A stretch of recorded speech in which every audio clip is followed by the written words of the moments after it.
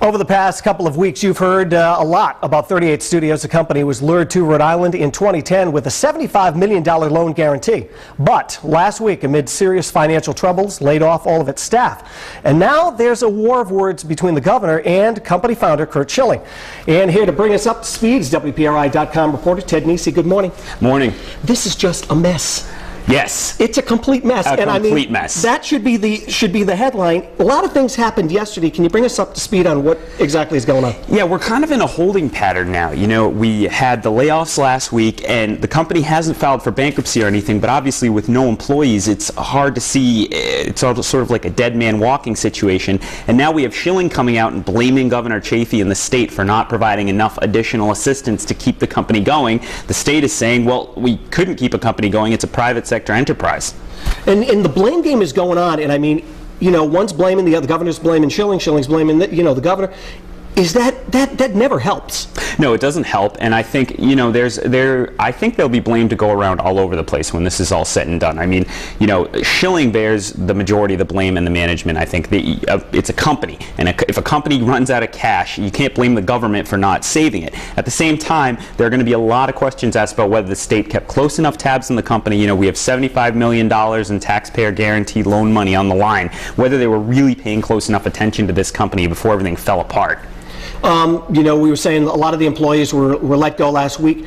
We're at this point now. What's going to happen from here on? Do we even know? I mean, is there any even indication of what could happen? You know, I asked the governor that yesterday, Will, at his press conference, and he said even he's not really sure what the end game is here.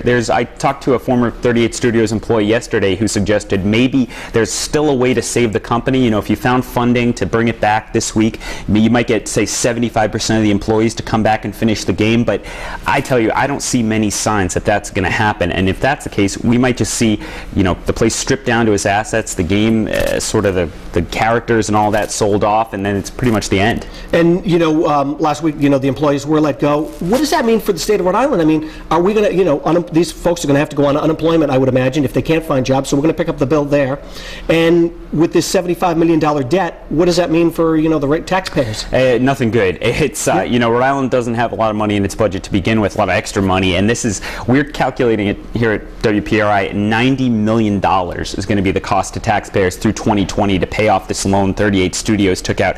That's a significant amount of money for Rhode Island, and it's, you know, money that really we don't have sitting in the budget right now to just fund to send these bondholders for 38 Studios. So, you know, taxpayers, I don't think they'll see a 38 Studios tax, you know, at CVS or something, but they're going to feel it. They're going to see fewer services and things like that to pay for it. How do the employees who have lost their job feel about the, you know, the company? I know I did hear some of them saying, you know, Curt was a great guy, he was great to work for, but I mean, these folks are still out of work. What's their next step? I tell you, I'm hearing enormous loyalty to Schilling, actually to my surprise to some extent. You know, not too much criticism of the management. They're primarily focused on the state. They're mad at the state for not doing more to help. They think Governor Chafee torpedoed the company. He strongly disputes that. But there's also, most signs point to these people having not too much trouble getting new jobs. I mean, a lot of them weren't from Rhode Island in the first place. They were brought here when the company moved for the loan guarantee. So they should be able to find some other work in video games and technology. But, you know, it's another economic black eye for Rhode Island, and we have 11%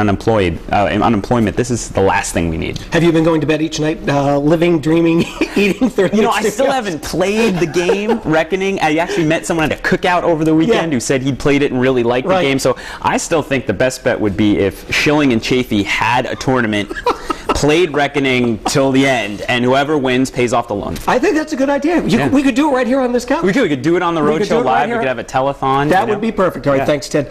And for more information about what is going on at 38 Studios, you can head to our website, WPRI.com.